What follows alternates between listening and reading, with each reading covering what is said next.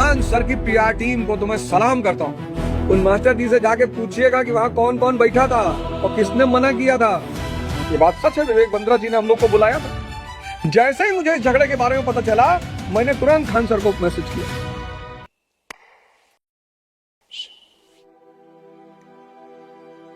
फिर चौपाई कहते हैं, खल परिहास होई हित मोरा। बहुत बड़ी बात ये मैं आज आपको बताने जा रहा हूं। इस चौपाई को नोट कर लीजिए और लिख लीजिए, जितने लोग टेंशन में आ जाते हैं दूसरे के बुराई करने पर। यही बात कबीरदास जी ने कही है, निंदक नियरे राखिए आंगन कुटी छमाए। और वही बात यहां तुलसीदास जी कह रहे, खल परिहास होई हित मोरा। जितने दुष्ट मेरी बुराई करेंगे उससे मेरा हित होगा। अब ये बहुत बड़ी बात करती, अब ये बहुत बड़ी बात करती, क्योंकि अगर कोई तुम्हारी बुराई कर रहा है, जैसे अंजना दीदी ने कहा 2 कौड़ी, आप नहीं है 2 कौड़ी, क्या को क्या फर्क पड़ेगा भाई। हिंदुस्तान में 2 ही 4 टीचर थोड़ी थे, हिंदुस्तान में 2 ही 4 टीचर थोड़ी थे। और एक मास्टर जी कह रहे थे वीडियो में कि हमने मना कर दिया विवेक बिंद्रा को कि हम इस मुद्दे पे नहीं बोलेंगे, आप हमारी हिम्मत को दाद दीजिए। उन मास्टर जी से जाके पूछिएगा कि वहां कौन कौन बैठा था और किसने मना किया था। मास्टर जी अच्छे आदमी हैं, बोलते हैं अच्छा है, बहुत अच्छा बोलते हैं, लेकिन देखिए मास्टर जी खेल खेल गए। मास्टर जी ने अपने पॉडकास्ट में अभी 2 दिन पहले कहा कि मैंने कहा ये शो नहीं होगा। वहां जानते हो कौन कौन बैठा था? वहां बड़े बड़े महारथी बैठे थे। एक आईपीएस भी बैठा हुआ था उत्तराखंड का।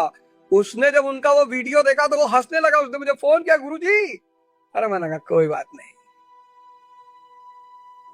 मैंने कहा कोई बात नहीं, चलो कोई बात नहीं, ठीक है।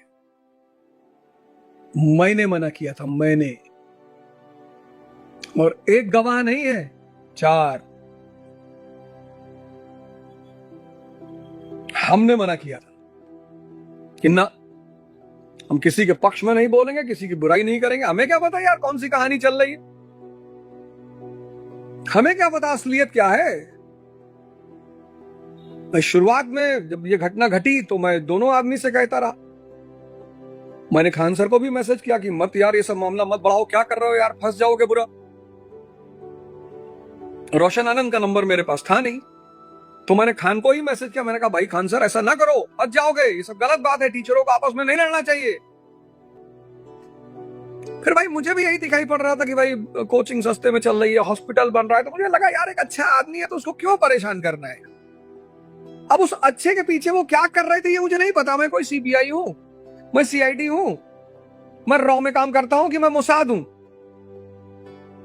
मुझे जो दिखाई पड़ता है वो मैं बोलता हूं। मैं बहुत ज्यादा ठीक है भाई, आप अच्छा काम कर रहे हो, मैं आपका सपोर्ट करूंगा, चाहे आप मेरे दुश्मन ही क्यों ना।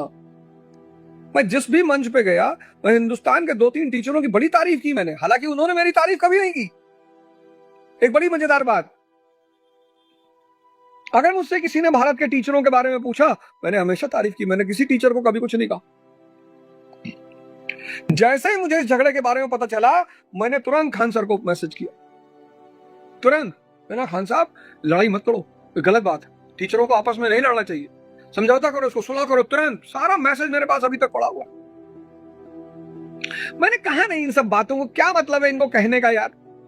फिर मैंने जब देखा कि बात आगे बढ़ गई और सब आपस में लड़ने लगे, ये बात सच है, विवेक बिंद्रा जी ने हम लोग को बुलाया था, एकदम सच है, ये बात एकदम सच है कि विवेक बिंद्रा जी ने हम लोग को बुलाया था, मैं गया भी था। हमने कहा भाई किसी का पक्ष, और मैंने मना किया था, मैंने मना किया था। और एक नहीं 4 गवाह, एक आईपीएस भी है उत्तराखंड का, वो बगल में बैठा हुआ था। आया था बेचारा दिल्ली घूमने, हमने कहा चलो यार आज घुमा लाते तुमको, बैठा लाते, देखते कुछ होने जा रहा है। हमें भी लगा था कि भाई कुछ अच्छी बात होगी कि भाई शिक्षक को नहीं लड़ना चाहिए, समस्या का समाधान क्या है, समस्या से बाहर कैसे निकला जाए, इन सब बातों पर चर्चा होगी। हम किसी, अच्छा विवेक बिंद्रा जी ने भी कहा कि ठीक है सर, अगर आप लोग का मन नहीं कर रहा, उन्होंने हमारे ऊपर कोई दबाव नहीं डाला। उन्होंने हमसे ये नहीं कहा कि नहीं सर आप खान सर के पक्ष में बोलिए, बिल्कुल नहीं कहा, एकदम नहीं कहा। जब मैंने उनसे कहा कि मैं ये सब हम किसी के पक्ष में नहीं बोले, मैंने कहा ठीक है सर, आपका नहीं मन कर रहा है काम शो करने का, मत करिए। तो ये चौपाई वाली प्यारी, खल परिहास हो हित मोरा। अगर आपको किसी की बात बुरी लगती है, इसका मतलब आपका मैं जिंदा है, आपका मैं ताकतवर है। साधना में उसी को तो गलाना है। और इस देश का क्या है, आईटी सेल बना लो अपना 150 लोगों का, जिसको गाली दिलवाना है दिलवाओ,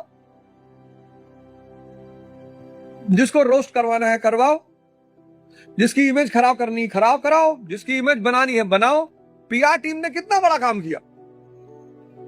खान सर की पीआर टीम को तो मैं सलाम करता हूं।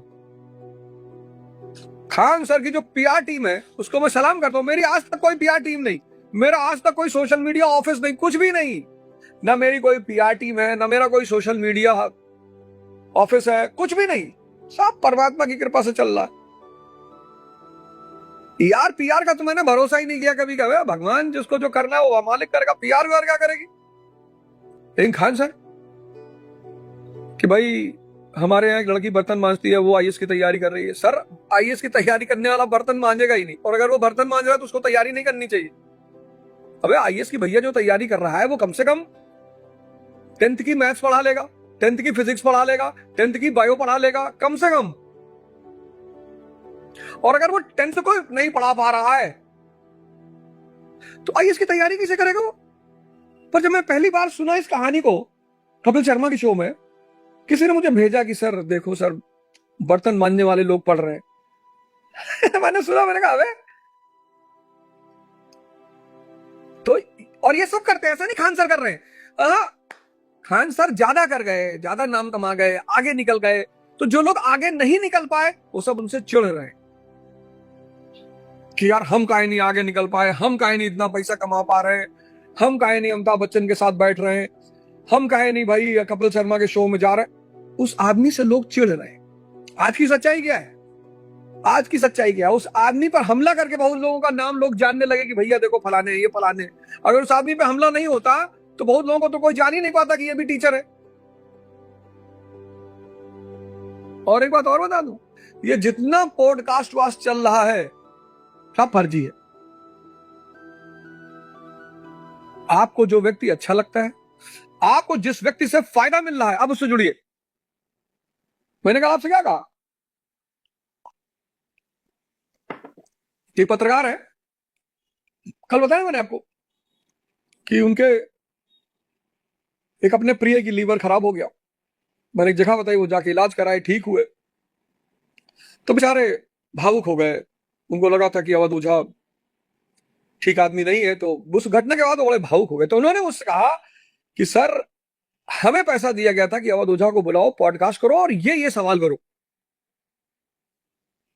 तो ऐसे 10-20 पॉडकास्ट करा लेंगे, उल्टे सीधे सवाल पूछेंगे, तो उल्टे सीधे सवालों का उल्टा सीधा जवाब ही होता है। अच्छा मेरी आदत है, मुझसे कोई उल्टा सीधा सवाल करेगा तो मैं उल्टा सीधा जवाब दूंगा। तो जब मैं उल्टा सीधा जवाब दूंगा तो मेरी एक निगेटिव को पिक्चर पीआर, मेरी इमेज को खराब करने के लिए पीआर पे खर्चा किया गया कि इस व्यक्ति को पढ़ाई के मार्केट से हटा दो। पर तुम भगवान थोड़ी हो। आप आइए पतंजलि सिविल सर्विसेज एकेडमी में, आपका स्वागत है। दिल्ली के जो टॉप मोस्ट टीचर्स हैं वो आपको वहां पे मिलेंगे, टॉप मोस्ट।